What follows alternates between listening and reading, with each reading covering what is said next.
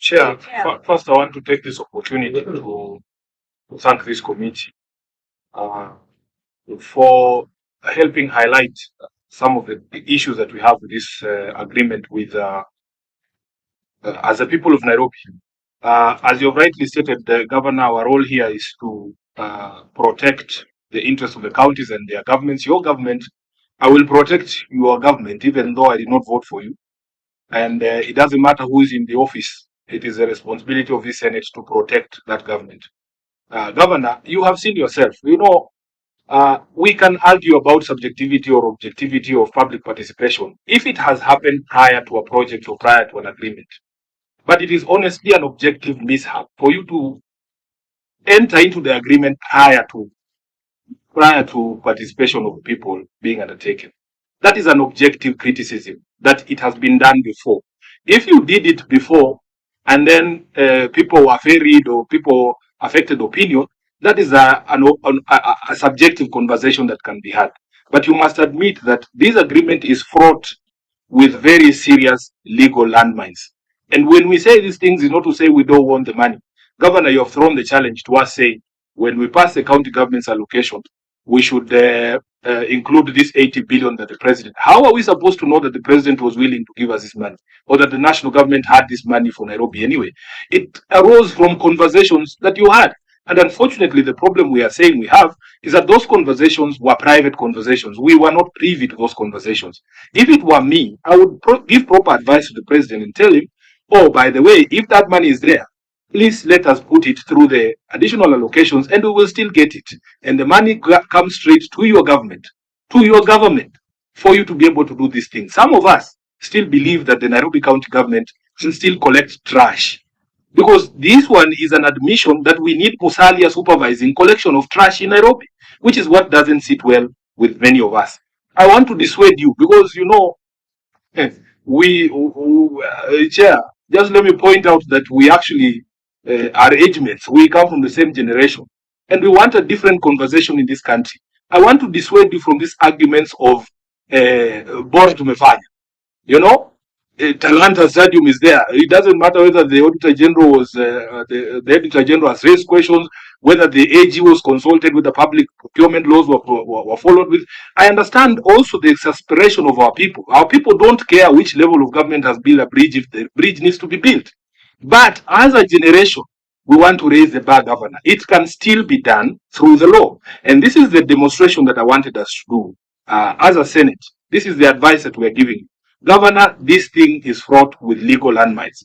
Shelve it and let us start afresh. Now that we know the idea is there, don't be shy publishing a notice like you've done in other projects in the city, saying we are thinking of doing this. Share a draft with the assembly, with your senator, with the public, and then let people engage, collect views. Say, after the publication of the draft, Nairobians have said, Mr. President, that we can do this through this and this and this. Incorporate those things, because public participation, as I've said, cannot be something that is cosmetic. We must see our views, whatever those views are, reflected in the final document. Please shelve this thing and let us start afresh. Tell the president, now that we know he has 80 billion for us, let him send it through the appropriations in the National Assembly. Let it come through the county government's additional allocation. Just the way we send money for KIPES and for construction of the county headquarters. We want a transfer of all functions to Nairobi County government. You have quoted by late party leader. I agree with you. He was of the opinion that we do not need Kera and Kura running around Nairobi. Show the capacity to absorb the money, the budgets that Kura and Kera have. Let us have this money because, as you said, when there's a blockage on Ojijoro, nobody knows who to call other than the county government of Nairobi and the governor of Nairobi. We, as a Senate, have fought that fight with you. In fact, the last time, Governor, if you are going to be honest, it is the COG that abandoned the Senate in the fight for RMLA. They came before us and told us this is a fight we're going to fight together. Then you go and you might attend there in that address that some of us don't visit, and you agree on something else, and the next thing we know, there is a compromise in the case. It has never been the fault of the Senate. We who believe in the purity of the Constitution and that devolved functions must come to the county governments, we will continue to push that. In my other capacity, there is a document that I defend, the MOU that was signed between the president and the late Raila Odinga. We put a clause there on the unbundling of all functions. We have only 2 more weeks to go, Governor. That has not happened. Leave that to us. We will fight for you. But please also insist on following the law, and we will be fine. Lastly, Chair, we in the Senate passed something called a disbursement schedule.